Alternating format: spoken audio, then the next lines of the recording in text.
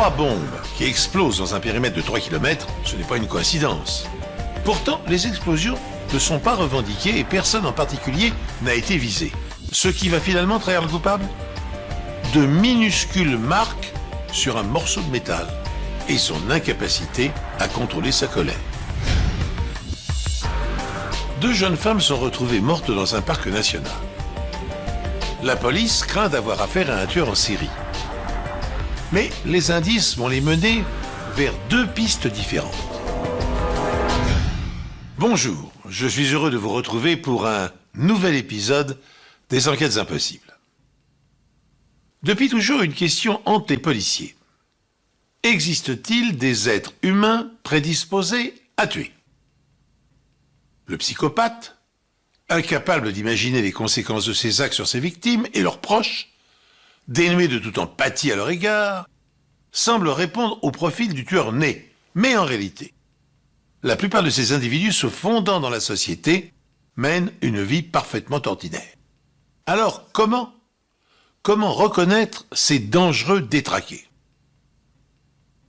Selon les experts, nous serions tous capables d'exprimer un jour ou l'autre un trait de caractère propre aux psychopathes. Alors, indifférence à autrui, intolérance à la frustration, ou haine envers la société. Mais chez nous, ces caractéristiques disparaîtront. Les psychopathes, par contre, devront vivre avec et au quotidien. Dans l'histoire qui nous intéresse aujourd'hui, les policiers traquent sans conteste un tueur né. Son mobile tient en 3 mots : tuer pour tuer. Le plus grand employeur de Grand Junction dans le Colorado n'est pas, comme on pourrait le penser, le secteur des sports d'hiver, ni même celui des vignes, en plein boom depuis une dizaine d'années. Étonnamment, ce sont les services d'enseignement municipaux. Dennis Lamb était professeur technique au centre d'orientation du quartier. J'enseignais les applications informatiques, la réparation d'ordinateurs et la production vidéo. Mes cours étaient destinés aux élèves qui, pour une raison ou une autre, étaient en difficulté dans le circuit scolaire normal. Par un soir de février de l'année 1991, Dennis et ses collègues participent à un banquet de remise des diplômes au centre des congrès de la municipalité. En fin de soirée, alors que les convives regagnent leur véhicule, une explosion assourdissante secoue le parking.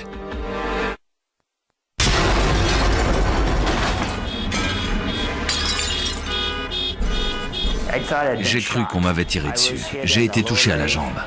L'explosion a été causée par une bombe posée à une trentaine de mètres plus loin. Un éclat a traversé la jambe de Dennis. Un engin explosif a été posé sur un véhicule. Il est ensuite tombé du véhicule. Il est vraisemblablement venu s'écraser au sol et la chute a provoqué l'explosion. À ce moment-là, je ne me suis pas dit que quelqu'un m'avait visé personnellement parce que l'explosion s'est produite dans un lieu public.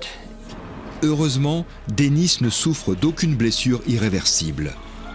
Personne ne va revendiquer l'explosion. Les experts déterminent à partir des débris qu'il s'agit d'une bombe tuyau relativement sophistiquée. On avait des schémas du flux de fragmentation sur lesquels s'appuyer. On les déduit en fonction de la construction de la bombe. Quand vous avez un tuyau qui explose en 2 morceaux, de toute évidence, la bombe n'est pas efficace.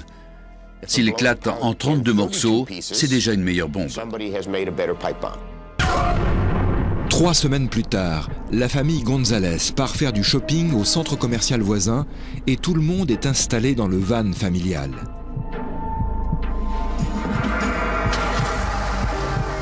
Au moment où le van commence à rouler, une explosion se produit. C'est pour une urgence! Il est arrivé quelque chose dans le van et ma petite sœur a un pieu dans le dos. Elle saigne vraiment beaucoup, faites vite! Ok, restez en ligne. Les secours sont en route. Hélas, il est déjà trop tard. Quand l'ambulance arrive, Maria Gonzalez, une jeune fille de 12 ans, a rendu l'âme. Le souffle de l'explosion a éjecté un barreau en fer directement dans le dossier de son siège et l'a touché en plein cœur. Les affaires d'homicide sont rarissimes dans notre petite ville. Et par conséquent, le fait qu'une jeune fille ait été tuée aussi tragiquement, ça a été un choc pour tous les habitants. Tous les autres occupants du véhicule s'en sortent sans blessure grave. Les enquêteurs découvrent que la bombe a été placée dans le passage de roue arrière du van des González. Cette explosion a eu lieu seulement à 3 km du site de la première explosion. Là encore, personne n'en revendique la responsabilité et rien n'indique que la famille González était spécialement visée. On a commencé à se demander si c'était l'œuvre d'un plastiqueur en série ou si quelqu'un avait voulu imiter le premier poseur de bombes en posant lui aussi une bombe dans le centre-ville. On n'avait absolument aucune idée du type d'individu auquel on avait affaire. La seule chose qu'on savait, c'était qu'on avait un problème. Un problème qui va rapidement empirer. Les engins explosifs utilisés dans les deux explosions sont des dispositifs extrêmement sophistiqués. Ils reposent sur une batterie 9 volts placée sur un véhicule de façon à ce qu'elle tombe au moment où celui-ci entre en branle. Si vous fabriquez une bombe tuyau pour la mettre dans un objet piégé, ce que vous voulez, c'est que dès que la personne ciblée ou la victime aléatoire déplace cet objet ou l'incline d'un côté ou de l'autre, celui-ci explose immédiatement. Parmi les débris, les enquêteurs trouvent des morceaux de verre incurvés provenant de l'ampoule d'un interrupteur à mercure. L'interrupteur à mercure a établi la connexion, ce qui a déclenché l'explosion. Et quand ces bombes explosent, la puissance est phénoménale. La puissance, la vitesse et l'accélération sont supérieures à celles produites par un pistolet de calibre 45. Un interrupteur à mercure est une ampoule de verre contenant du mercure, un métal liquide.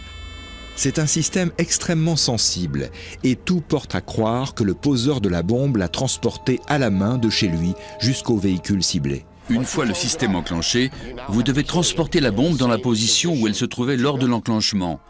La moindre inclinaison d'un côté ou de l'autre et c'est l'explosion. Seule une personne mentalement dérangée peut se risquer à faire une chose pareille. Durant les dernières années, nombre d'attentats ont été perpétrés avec des bombes à tuyaux.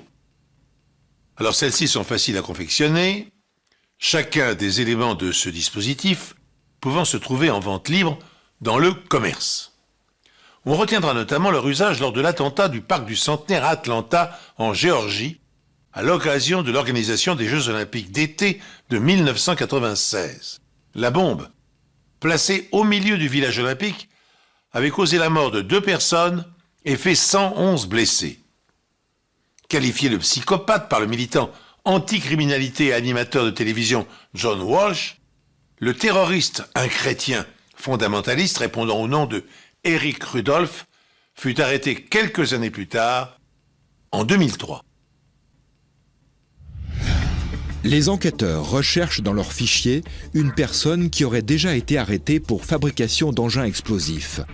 Parmi les résultats figure un employé d'usine de 19 ans, Shannon Keith, qui habite à 10 minutes de la ville, à Clifton. Il a été arrêté 15 mois plus tôt pour détention d'une bombe tuyau et condamné à 2 mois de mise à l'épreuve. Il avait déjà fabriqué des bombes tuyaux, mais sensiblement différentes de celles dont il était question dans notre affaire.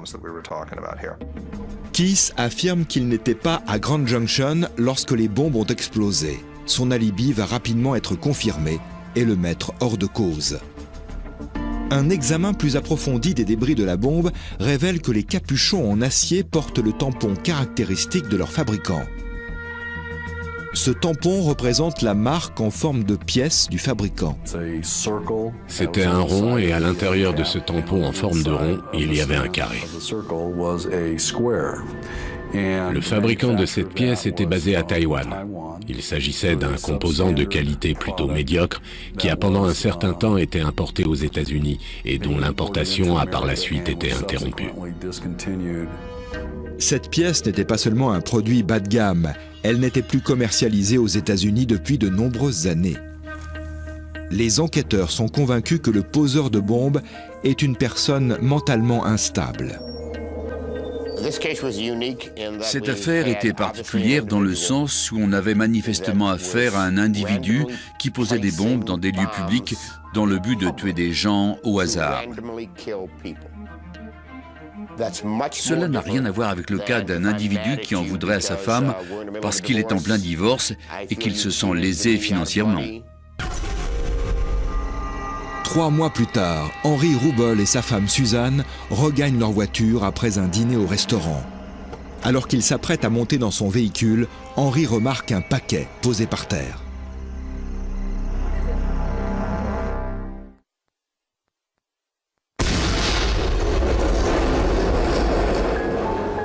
Rouble meurt sur le coup. Tout le monde était terrifié. Henry était très apprécié. On nous avait pris quelqu'un de tellement formidable. Et puis on avait peur. On ne se sentait plus en sécurité nulle part. Ça pouvait se reproduire n'importe où. Le corps d'Henry a protégé sa femme du souffle de l'explosion. Elle s'en sort indemne. Dans une explosion de ce type, il y a toujours énormément d'éclats qui sont projetés par le souffle. Et c'est un véritable miracle qu'elle s'en soit sortie vivante. Cette explosion est de loin la plus dévastatrice des 3. Les éclats ont carrément traversé le camion et certains ont été retrouvés jusqu'à 2 rues plus loin. Parmi les débris, les experts trouvent un fragment de bombe portant le même tampon que dans la bombe précédente, ainsi que des éclats de verre incurvés provenant d'un interrupteur à mercure. Il ne s'agit pas d'un imitateur, le même individu est à l'œuvre. Et ces bombes sont de plus en plus destructrices. On peut tous comprendre la colère, on peut tous comprendre la rage. Ce que je ne comprends pas, c'est comment on peut recommencer quand on a déjà tué une fille de 12 ans. La ville de Grand Junction a été secouée par 3 explosions en 3 mois. Les pièces utilisées dans les bombes indiquent que celles-ci ont été fabriquées par la même personne. Pour autant, il n'existe aucun lien entre les victimes. Le poseur de bombes tue donc au hasard, mais pourquoi ? On a essayé de trouver un lien entre les victimes, mais on n'était pas convaincu qu'il y en avait un. Les bombes étaient posées au hasard, ce qui ajoutait au danger dans le sens où tout le monde devenait une victime potentielle. Les bombes sont de construction similaire et sont posées à quelques rues les unes des autres. J'ai dressé un tableau détaillé des différences entre les bombes et entre la première et la dernière. On a observé une nette amélioration dans l'efficacité des bombes et, par voie de conséquence, une augmentation des blessés et des morts. Les 3 bombes reposant sur un interrupteur à mercure, les enquêteurs supposent qu'elles ont été transportées à la main jusqu'aux différents sites d'explosion pour éviter qu'elles n'explosent pendant un transport plus chaotique, en voiture ou en bus. Et si le poseur de bombes les a transportés à pied, il habite probablement à proximité des lieux d'explosion, aux alentours du centre des congrès. Est-ce qu'il avait besoin d'une voiture? Non. Pouvait-il aller à pied? Oui. Sur une intuition, les enquêteurs demandent à la direction du centre des congrès si elle a connaissance d'un employé mécontent dans son effectif, passé ou présent. Ils ont passé en revue les listings du personnel. Et il y en a un en particulier qui correspondait au descriptif. Un ancien employé, si mes souvenirs sont bons, qui n'était pas très à l'aise au sein du groupe. Cet employé, c'est James Genrick, un plongeur de 29 ans qui a travaillé à la cafétéria du centre des congrès avant de quitter son poste quelques mois avant les explosions. C'était un employé à problème. Ils ont fini par lui donner congé. Ça s'est fait d'un commun accord, si je me souviens bien. Genrick vit dans une pension à quelques rues du centre des congrès. Une enquête de routine révèle qu'il a déjà été arrêté pour des délits mineurs de vol et de vandalisme. Il n'a jamais été condamné à aucune peine de détention. Il correspondait au profil, pas seulement parce que c'était un homme blanc dans la fourchette d'âge recherchée, mais surtout parce que c'était plus ou moins un loup solitaire qui avait du mal à se gérer au quotidien. Interrogé par les forces de police, Genrick nie toute implication et les autorise à perquisitionner sa chambre. Elles ne vont trouver aucune trace d'explosif ni aucun matériau pouvant servir à fabriquer une bombe. J'avais pas de tuyaux, pas d'explosifs, pas de bombes, rien de tout ça, rien qui ait quelque chose à voir avec des bombes. Dans la chambre de Genrikh, les enquêteurs vont toutefois trouver un mot manuscrit au dos d'une enveloppe. Il est adressé aux personnes concernées. La Saint-Valentin approche et je n'ai toujours pas d'amoureuse. Tout ce que je veux, c'est une petite amie, mais les filles ne veulent pas me parler. Si vous ne m'aidez pas à trouver une petite amie, je vais devoir tuer un innocent cette nuit. Ouais, j'ai écrit ça quand j'étais ivre, énervé et de mauvaise humeur. Ces traînés ne veulent jamais me parler. Si je ne peux pas être heureux, je vais finir par en tuer une. Mais le fait d'écrire des menaces de mort fait-il forcément de James Genrikh un meurtrier? Selon Henriette Haas et Yolande Schori, chercheuses à l'Institut de police scientifique et de criminologie de Lausanne, dans la grande majorité des cas, les personnes qui menacent d'homicide ne sont pas celles qui passent à l'acte. Pour elles, c'est en fait un appel au secours à l'entourage, expliquent les chercheuses.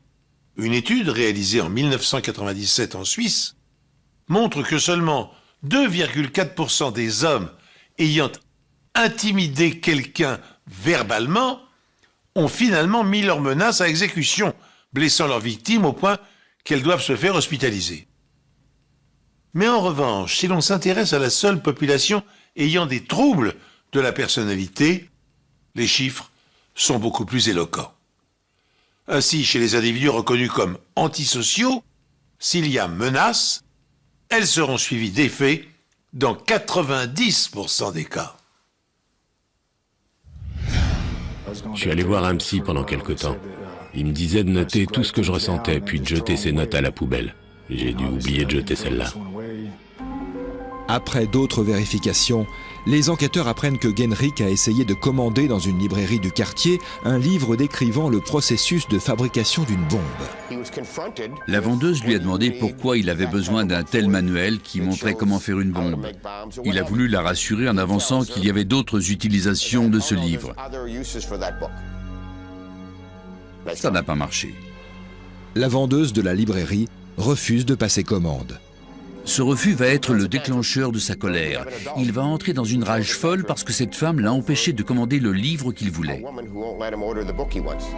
Pour autant, cela ne suffit pas à prouver son passage à l'acte. James Genrikh est le principal suspect des 3 explosions de Grand Junction dans le Colorado, qui ont déjà fait 2 morts et 1 blessé. Faute de preuves suffisantes pour l'arrêter, les enquêteurs mettent Genrikh sous surveillance et le suivent ouvertement dans tous ses déplacements. Ça a duré environ 3 ou 4 mois. C'était très stressant. C'était bizarre parce que parfois, ils n'étaient qu'à 3 mètres de moi et ils parlaient dans leur talkie-walkie comme s'ils voulaient que tout le monde sache qu'ils étaient après moi. Fait intéressant, pendant toute cette période, aucune explosion n'est à déplorer. Et les enquêteurs font 2 autres découvertes au sujet de Genrikh. La première, quelques années plus tôt, il a suivi une formation en électronique en Arizona. La seconde, sa mère a déjà tenté de lui faire intégrer une unité de soins psychiatriques. Dans sa demande, elle a rapporté qu'il ne supportait plus que les gens le regardent, qu'il jetait des pierres sur leur véhicule pendant qu'ils étaient en vacances, et d'autres faits dans le même genre. Une fois, il est notamment sorti en hurlant pour vociférer contre un voisin. C'est un exemple parmi d'autres de ses sautes d'humeur. Les enquêteurs vont alors procéder à une seconde perquisition au domicile de Genrikh. La deuxième fois, on n'a pas trouvé d'embout de tuyau, ni de tuyau galvanisé. Pas de poudre, ni rien de ce genre. Par contre, on a trouvé ses boîtes à outils. Il y avait entre autres des circuits électriques et des pièces de câblage. Les enquêteurs envoient les outils à John O'Neill, un expert en marque d'outils de l'ATF, le Bureau américain de l'alcool, du tabac et des armes à feu. À ce stade de l'enquête, il a déjà passé plusieurs mois à rechercher les marques d'outils sur plus de 300 fragments provenant des bombes de Grand Junction. Il en a trouvé plusieurs et, dans le but d'établir des comparaisons, il réalise des marques de référence avec les outils trouvés dans la chambre de Genrikh. Une pince a été utilisée pour serrer les capuchons sur les bombes et celle-ci a laissé des marques caractéristiques qui ont survécu au souffle de l'explosion. On étudie la topographie de la surface de la marque laissée par cet outil. O'Neill va trouver le même nombre de stries, de la même épaisseur, sur les marques de référence réalisées avec les outils de Genrikh et sur le capuchon d'une des bombes. Comparées au microscope, les deux marques présentent une correspondance parfaite. Autre piste, sur les morceaux de câbles enroulés autour des bombes, O'Neill a également repéré des marques d'outils caractéristiques. Après comparaison avec les marques faites par le coupe-câble de Genrikh, les deux marques s'avèrent strictement identiques. L'intérêt de ces marques faites par un second outil était qu'elles éliminaient de fait l'argument de la probabilité. On a réussi à établir une correspondance avec un outil appartenant au suspect. C'est plutôt accablant.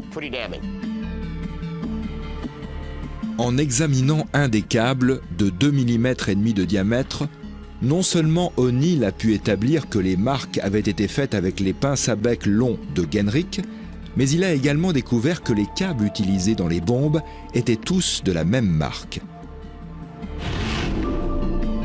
Nous sommes parvenus à établir le lien entre les outils et les bombes, et aussi à déterminer que les câbles étaient fabriqués dans la même machine, ou qu'ils avaient une origine commune. Mais quel est le mobile ?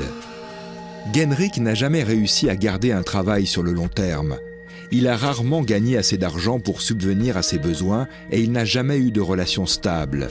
Alors, quand Genrikh perd son travail de plongeur au centre des congrès, c'est le déclic. Il va passer les mois suivants à préparer sa vengeance dans la petite chambre qu'il loue. Très vite, un psychopathe va se dire que le monde entier est contre lui et qu'il faut rétablir la balance. D'où ce besoin de tuer des gens. Comme j'ai pas de petit ami, je vais sortir faire un tour et me venger sur quelqu'un. Genrikh se sert de ses connaissances en électronique pour fabriquer des bombes de plus en plus mortelles. Il va même être suffisamment méticuleux pour s'assurer qu'aucun résidu de poudre ne subsiste dans son meublé. Cependant, il est à 1000 lieues de se douter que ces outils ont laissé des marques uniques qui ont survécu à l'explosion et l'ont par conséquent trahi. En dépit des preuves contre lui, Genrikh nie toute implication. J'étais un gars un peu solitaire, j'étais pas bien dans ma peau. Et ils m'ont collé ça sur le dos. Ils avaient besoin d'un bouc émissaire pour ce crime et ils se sont dit que j'étais le coupable idéal. Des sentiments?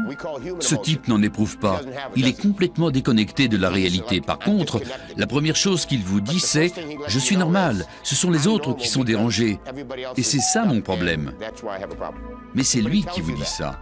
En gros, son discours, c'est « Je suis quelqu'un de bien, mais je suis dingue parce que les autres m'ont fait du mal. » C'est le monde à l'envers. En mai 1993, James Genrikh est accusé de 2 chefs d'inculpation pour homicide volontaire et d'une douzaine de chefs d'inculpation relatifs à la fabrication et à l'utilisation de bombes. Il est condamné à la prison à perpétuité. J'ai un avocat qui travaille sur mon appel. C'est mon meilleur espoir à l'heure actuelle. J'espère que quelqu'un va voir cette émission et se présenter pour dire « Je sais qui a fait ça » ou quelque chose dans ce genre. Qui sait? J'aimerais pouvoir lui en coller une. Je suis toujours très en colère contre lui parce qu'il m'a privé de quelque chose auquel j'avais le sentiment d'avoir droit. Henry était mon père et je n'ai plus ce droit de partager des choses avec lui maintenant. Il me l'a volé. Pour les enquêteurs, il ne fait aucun doute que James Genrikh aurait continué de tuer s'il n'avait pas été appréhendé. Mais les bonnes vieilles méthodes de travail des enquêteurs ont permis de le confondre et la science médico-légale a permis de l'interpeller. Beaucoup de circonstances indiquaient que c'était lui, mais on ne met pas quelqu'un derrière les barreaux jusqu'à la fin de ses jours uniquement sur la base de circonstances. On se base sur des preuves et à cet égard, je crois que les témoignages des experts, John O'Neill et Jerry Taylor, ont été déterminants. Le meurtrier aurait presque pu commettre le crime parfait, parce qu'il tuait sans mobile, pour le simple plaisir de tuer. Le terroriste James Genrikh a causé bien des difficultés aux enquêteurs. Dans cette affaire, les policiers ne pouvaient pas faire démarrer leur investigation par la traditionnelle question « à qui profite le crime ?» sans l'aide de la police scientifique, l'homme aurait bien pu passer entre les mailles du filet. D'autres criminels ont travaillé sur l'élaboration du meurtre parfait avec les mêmes résultats. Ce fut notamment le cas en 1997 de 2 assistants universitaires au département de criminologie de l'Université de Rome. Après avoir donné un séminaire intitulé « Sans mobile et sans l'arme du crime, il n'existe pas d'homicide », les 2 chercheurs testaient leur théorie en tuant, dans une salle de cours, une jeune étudiante prise au hasard. Ils la tuaient d'une balle tirée d'un immeuble voisin. En 2003, les 2 meurtriers étaient confondus et constataient, bien malgré eux, que le crime parfait n'existait pas. En France, près de 75 000 femmes seraient victimes de viols chaque année, mais seulement 11 000 sont déclarées. Dans 8 cas sur 10, l'agresseur est connu de la victime. Mais il ne se dégage pas de ces chiffres un profil type de violeur. Ce sont des hommes normaux, intégrés à la société, souvent pères de famille, nous apprennent Audrey Giller et Nolwenn Weiler dans leur livre « Le viol, un crime presque ordinaire ». Les violeurs restent ainsi très difficilement identifiables. La plupart sont évidemment démasqués par leur propre faute, car rares sont les violeurs qui n'agressent qu'une fois. La majorité ne peut pas s'empêcher de récidiver en faisant de nouvelles victimes. Dans l'histoire qui nous intéresse aujourd'hui, 2 jeunes filles sont retrouvées mortes dans un parc national. Toutes 2 ont été violées. Ont-elles été tuées par le même meurtrier? C'est ce que la police va tenter de déterminer. Peu après minuit, un agent de police de Franklin, dans l'Indiana, tombe sur une voiture abandonnée près d'un panneau de signalisation.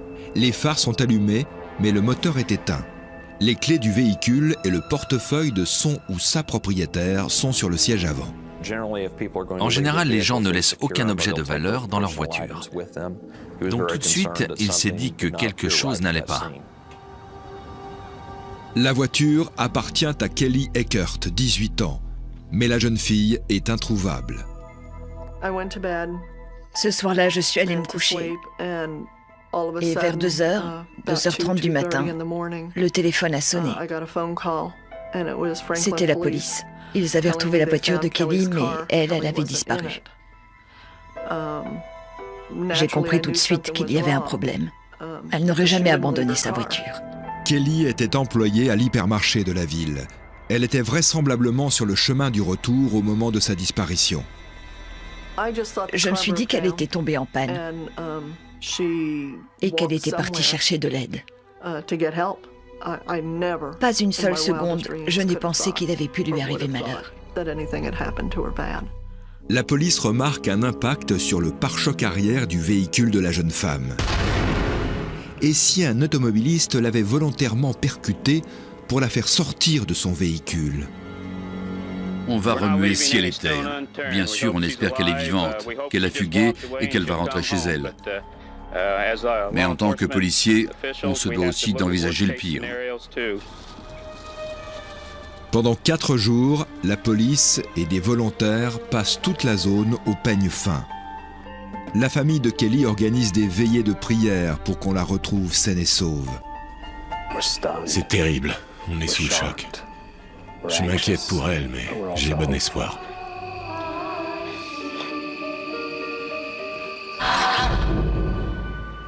Malheureusement, ce que tout le monde craignait finit par arriver. Le corps de la jeune fille est retrouvé par 2 promeneuses dans un fossé à une 60aine de kilomètres de là. Ses chaussures et ses bijoux avaient disparu. À en juger par la position de son corps, de ses bras et de son torse, on l'avait jeté inanimé dans ce fossé. J'avais besoin de me raccrocher à quelque chose. Ils m'ont donné le pendentif de son rétroviseur. On lui avait offert pour la remise des diplômes. Je l'ai gardé sur moi pendant très longtemps. J'avais besoin d'avoir un objet à elle. D'après l'autopsie, Kelly est morte étranglée. Elle avait 3 choses enroulées autour du cou. Une chaîne en métal couleur or, un lacet blanc qui provenait d'une chaussure de sport et des bretelles de salopette. Kelly a été violée et on lui a tiré dessus. Elle avait une blessure sur le côté droit du front qui ressemblait en tout point à un orifice d'entrée. Il ne s'agit pas d'une balle en plomb, mais en cire. Ça faisait penser aux fusils paralysants qu'on utilise dans les abattoirs, ceux qu'on utilise pour assommer les animaux avant de les tuer. A priori, il lui est certainement rentré dedans pour la faire sortir de sa voiture. Ensuite, il a dû lui tirer dessus pour la maîtriser. Ou alors il l'a menacée avec son arme pour la forcer à le suivre. À ce moment de l'enquête, les policiers préfèrent maintenir secrets les résultats de l'autopsie. Il est en fait assez commun de sécuriser ainsi des éléments d'une investigation. On dit alors qu'on les place sous scellé, soit pour éviter que des informations non confirmées fuitent dans la presse, soit pour empêcher que des affabulateurs revendiquent le crime, soit encore pour se donner plus de chances d'attraper le criminel. En effet, si celui-ci avoue en donnant des détails dont seule la police avait connaissance, les enquêteurs seront alors pratiquement certains qu'ils ont affaire au vrai meurtrier. Mais dans notre affaire, les policiers sont encore très loin de mettre la main sur l'agresseur de Kelly. À moins que l'analyse des habits que portait la victime le soir de son meurtre ne se révèle concluante. Sur les vêtements de Kelly, les experts retrouvent des fibres blanches, mais aussi des fibres vertes de forme trilobale provenant d'une moquette, ce qui laisse à penser que son corps a été enveloppé dans un tissu blanc et qu'il a été en contact avec un revêtement intérieur de voiture couleur vert olive. Ces éléments suffiront-ils pour retrouver la trace du tueur ? Kelly Eckert faisait partie des élèves les plus brillants de son lycée. Elle avait décroché une bourse pour l'université. Tout lui souriait et elle avait un avenir prometteur. On lui a volé sa vie. C'était une belle personne.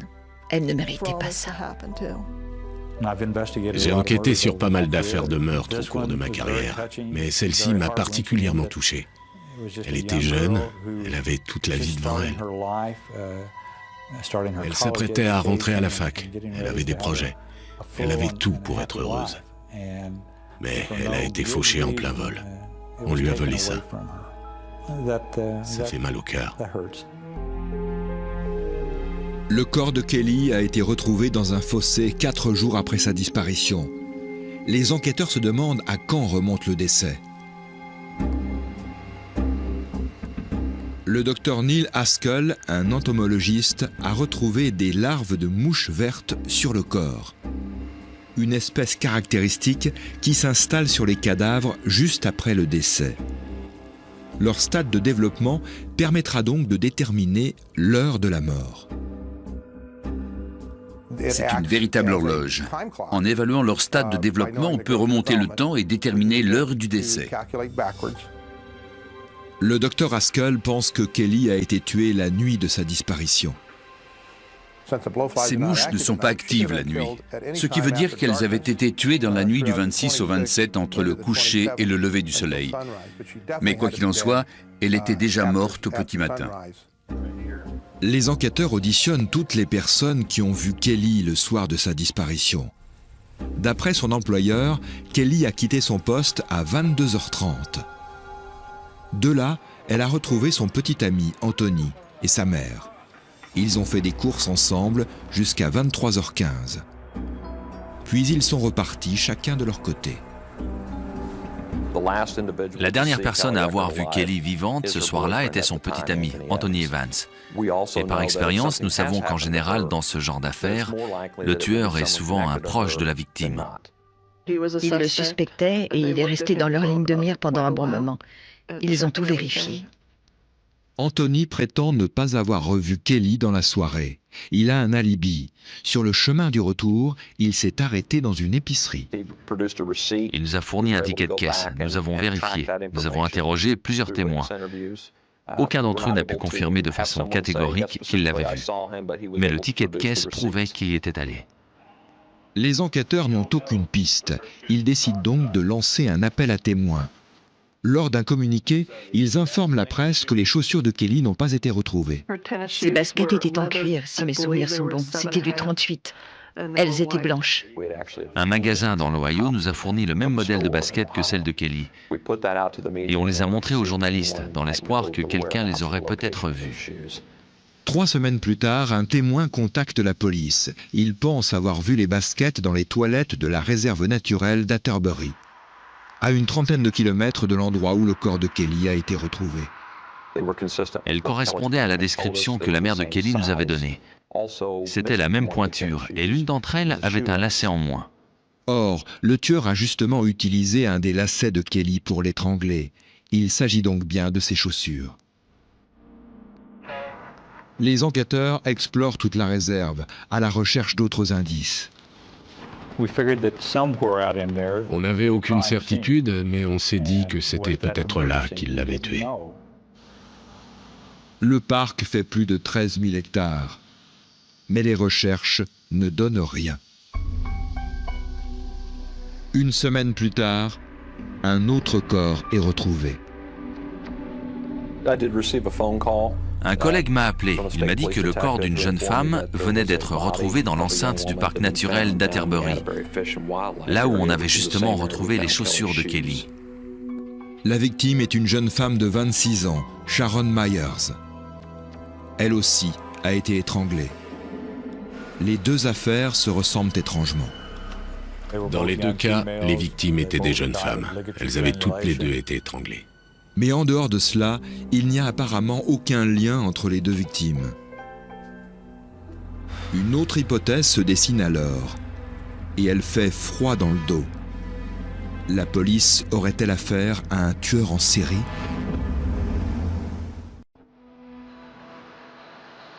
Les enquêteurs se retrouvent désormais avec 2 affaires sur les bras, le meurtre de Kelly Eckert et celui de Sharon Myers.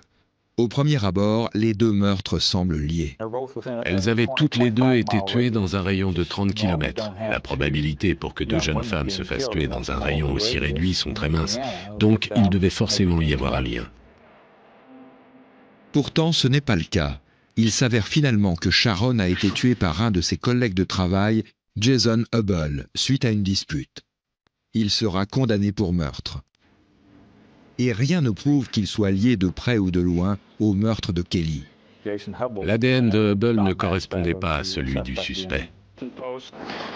La police lance donc un nouvel appel à témoins pour tenter de recueillir d'autres informations.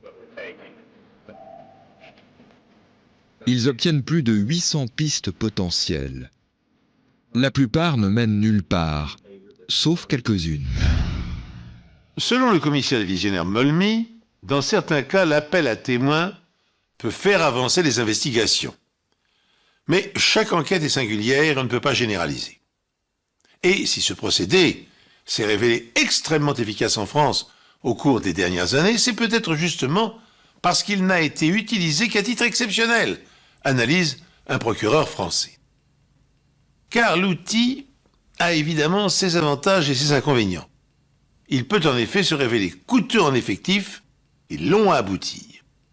En effet, pour chaque appel reçu, les officiers assignés au centre d'appel doivent remplir une fiche.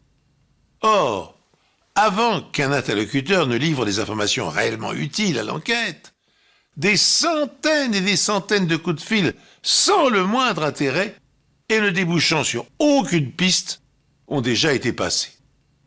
Dans l'enquête sur le meurtre de Kelly, 800 suspects ont déjà été signalés à la police. Le meurtrier figure-t-il parmi cette liste ?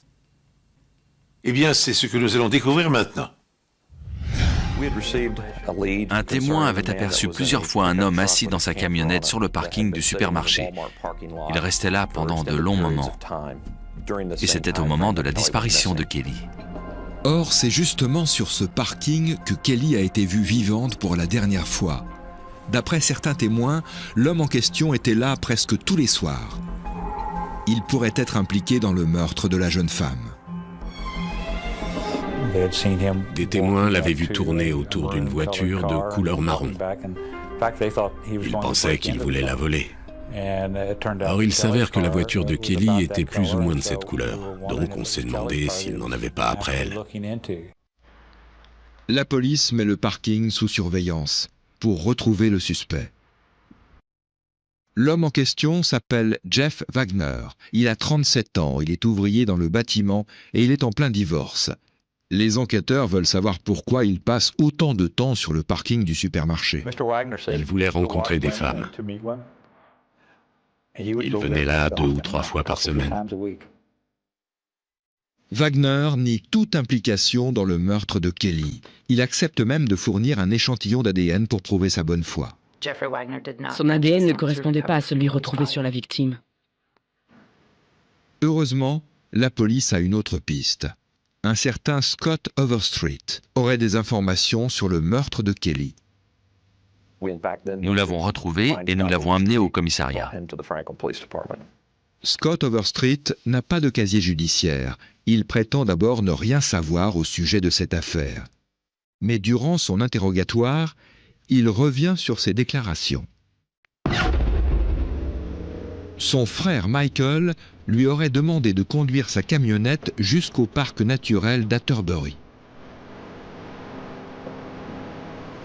Durant le trajet, il a aperçu le corps d'une jeune femme inconsciente, dissimulée sous une couverture à l'arrière du véhicule.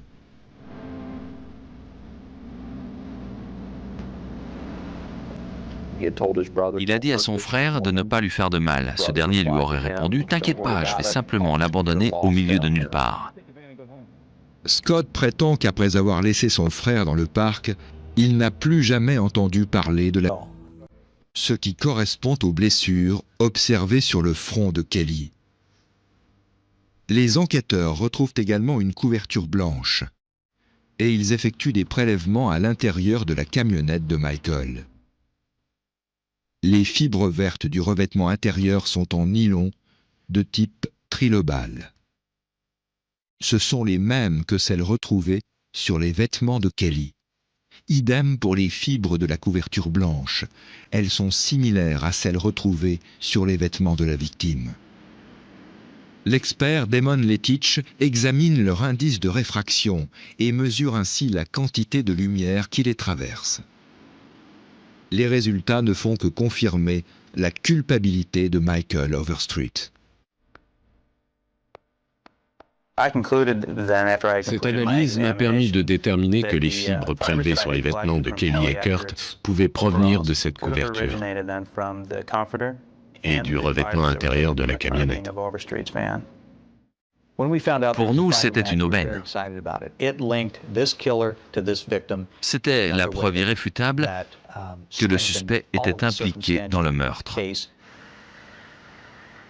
Pour finir, les experts mesurent la hauteur du pare-choc de la camionnette de Michael et comparent leurs mesures à l'impact laissé sur celui de Kelly. Le choc sur la voiture de Kelly et Kurt correspondait à la hauteur du pare-choc de la camionnette. Michael Overstreet a beau continuer à nier. La police dispose désormais de suffisamment d'éléments pour l'arrêter. Comme nous l'avons vu, il y a le témoignage de son frère, la carabine de calibre 22, les cartouches de balles retrouvées à son domicile, et enfin, la couverture blanche qui servit sans aucun doute à enrouler le corps de la victime. S'il en était encore besoin, les policiers ont en plus retrouvé chez Michael Overstreet une carte dessinée à la main représentant l'endroit même où le corps de la pauvre Kelly a été abandonné. Face aux accusations, le suspect nie tout en bloc. Il assure ne jamais avoir rencontré la victime. Mais alors, pourquoi des fibres de la moquette de la voiture de Michael ont été retrouvées sur le corps de Kelly. L'homme ne peut pas l'expliquer. La police va le faire pour lui. Les enquêteurs ont désormais suffisamment d'éléments pour reconstituer les événements survenus le soir du meurtre de Kelly et Kurt.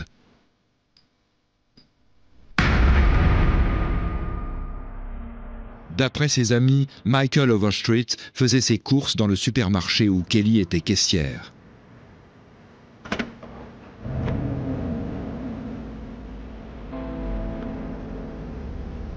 Un soir, il a suivi Kelly à la sortie de son travail. Les éléments à charge prouvent qu'il a volontairement percuté son véhicule. Il voulait la forcer à s'arrêter et la faire descendre de sa voiture.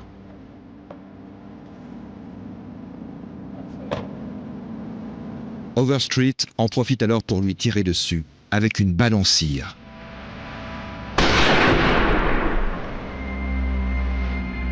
Le choc la laisse inconsciente.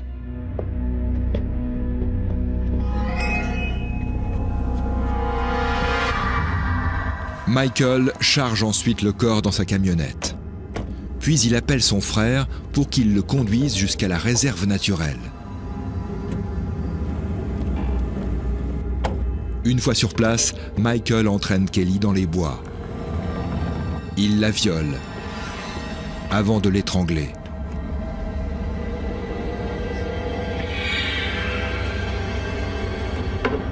Pour une raison qui reste inconnue, il jette ses chaussures dans les toilettes du parc. Il est probablement retourné sur les lieux quelques jours plus tard afin de déplacer le corps dans un endroit plus isolé. On pense qu'il est revenu sur les lieux pour bouger le corps. C'est là qu'il l'a jeté dans le fossé. Sans le savoir, Michael Overstreet a laissé des preuves derrière lui. Des traces imperceptibles, invisibles à l'œil nu. L'expertise médico-légale a joué un rôle essentiel dans cette affaire. C'est ce qui nous a permis de reconstituer le puzzle et de savoir ce qui s'était passé le soir du meurtre. Mais une question reste sans réponse. Quel rôle a véritablement joué Scott dans cette affaire? Se pourrait-il qu'il soit plus impliqué qu'il ne le prétend? Des échantillons ADN sont prélevés sur les deux frères et comparés aux prélèvements effectués sur la victime. Les résultats confirment la culpabilité de Michael, mais innocentent son frère Scott. Statistiquement, les chances pour qu'il s'agisse de l'ADN de quelqu'un d'autre étaient de 1 sur 1 trillion. Le juge offre l'immunité à Scott Overstreet en échange de son témoignage.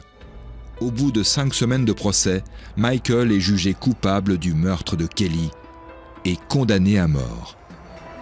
Nous étions satisfaits car nous avions fait notre travail. Nous avions mis un dangereux criminel hors d'état de nuire et justice était faite.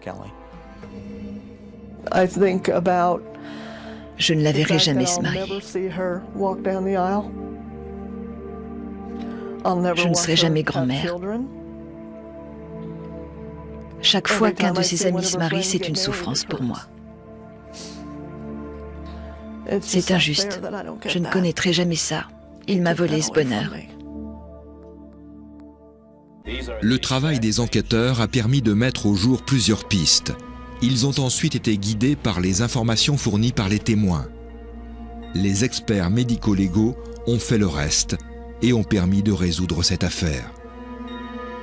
Avant, je ne connaissais pas grand-chose à la médecine légale. Mais nous avons appris beaucoup de choses tout au long de l'enquête. Les gens qui travaillaient sur l'affaire étaient très compétents. Ils nous expliquaient tout et d'une façon intelligible qui était accessible pour nous. Quand je vois de quoi on est capable aujourd'hui par rapport à il y a 10 ou 20 ans, je trouve ça incroyable. Et c'est une bonne chose, parce que les progrès de la médecine légale contribuent à rendre notre société plus sûre. Abattus par le décès de leur fille fauchée à l'aube de sa vie, les parents de Kelly se sont engagés corps et âme dans la procédure judiciaire, à tel point qu'ils ont réussi à faire changer la loi de l'Indiana. Oui, Grâce à leur combat, en effet, les parents de victimes peuvent désormais, en Indiana, s'exprimer devant le tribunal après l'énoncé du verdict, ce qui n'était pas possible avant.